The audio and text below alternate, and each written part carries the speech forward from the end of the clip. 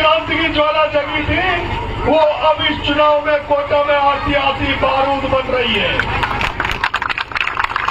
वो जो 12 की ज्वाला, जिसकी ज्वाला ने 12 के कुछ जो फर्जी नेता ने उनकी दुकानें बंद नहीं करी, लेकिन वो जो 12 से जो चलकर जो यहाँ पर जो ज्वाला बन रही है, कोटा में बन रही है, इसकी आज ओम बिरला को छोड़ने वाली नहीं है।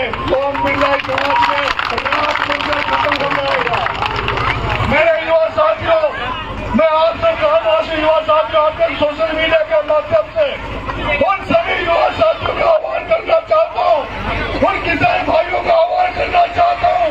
आपका बेटा नरेश मीणा इस लबान की धरती से, केशवराय पाटन की धरती से, पूरे हाड़ोतीरी, पूरे राजस्थान के उन युवाओं को, किसानों को आह्वान कर रहा है।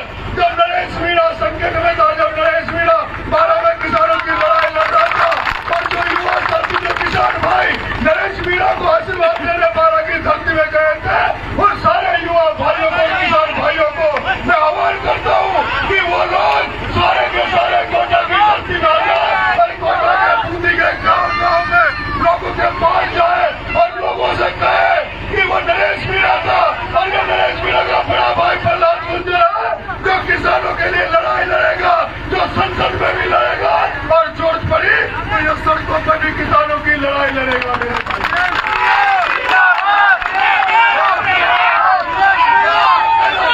मेरे भाइयों, मैं भाइयों आपसे कहना चाहता हूँ, ये जो चुनाव है मेरे प्यारे भाइयों, जो 26 तारीख को मतदान होगा, 4 तारीख को रिजल्ट आएंगे। अगर 4 जून को आदरणीय गुर्जर साहब यहाँ से सांसद बनेंगे, तब आप NBC मान लेना मेरे भाइयों, इस हाड़ौती में एक नई किसान क्रांति का उदय होगा, एक नई राजनीति पैदा होगी, एक ऐसी राजनीति पैदा होगी जिसमें केवल हित होंगे तो किसानों के हित होंगे, जिसमें हित होंगे तो किसानों के बच्चों के हित होंगे।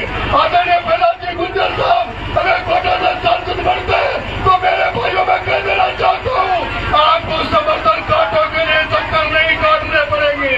यहाँ के किसानों को बीमा के पैसों के लिए इलेक्ट्रिक के चक्कर नहीं काटने पड़ेंगे।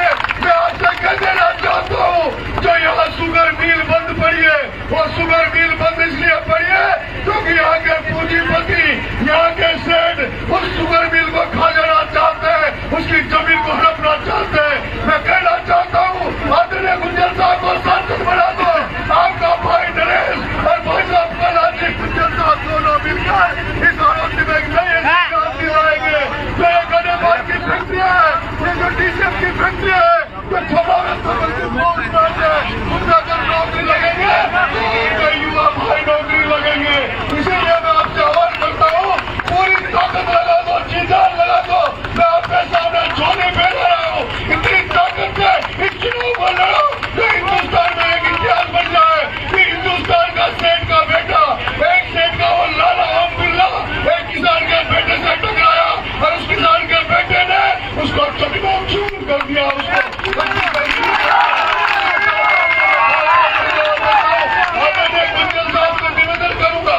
आदरणीय गुर्जर साहब से निवेदन करूंगा कि वो भी आपको संबोधित करे, मार्गदर्शित करे।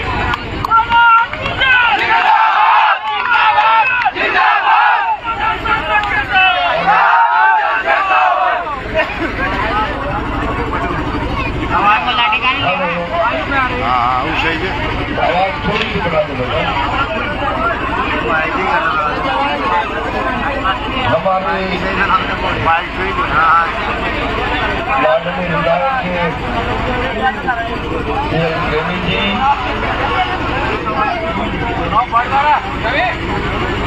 पूर्व जिला प्रमुख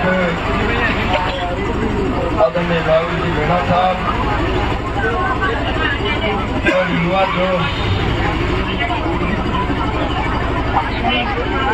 भाई नरेश मीणा जी,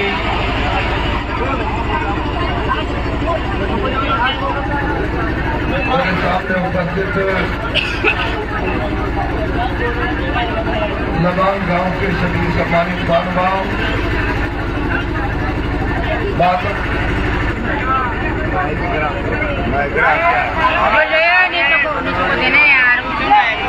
नीचे को रेनू भाई कहीं लियो।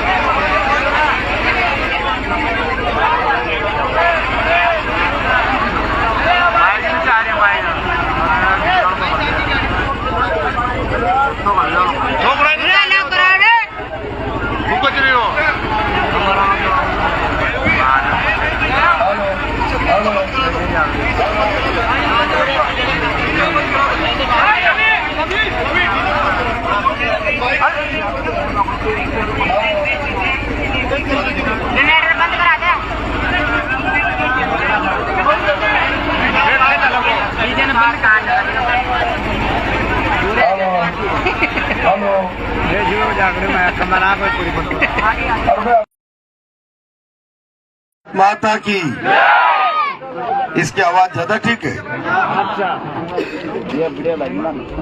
लबान गांव के सभी महानुभाव, नौजवान मित्रों, माता और बहनें, अभी भाई नरेश मीणा का जोशीला भाषण आप लोग सुन रहे थे। उस भाषण में केवल जोश और जवानी नहीं थी, उस भाषण में किसान की आत्मा भी बोल रही थी।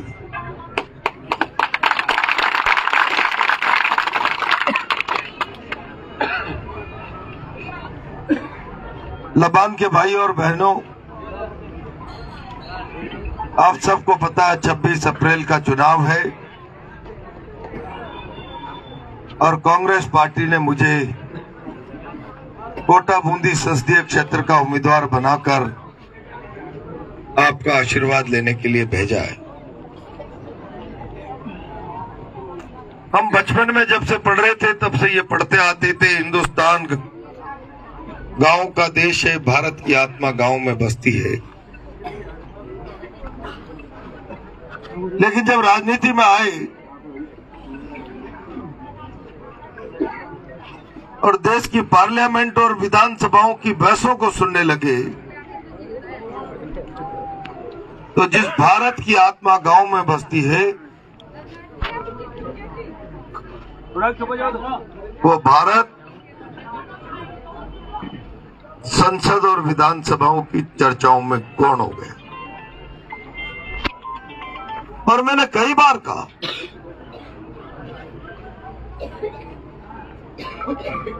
कि हिंदुस्तान में अगर कोई घटना हो जाए, दिल्ली के अंदर कोई दुराचार हो गया, तो महीनों तक हिंदुस्तान भर का मीडिया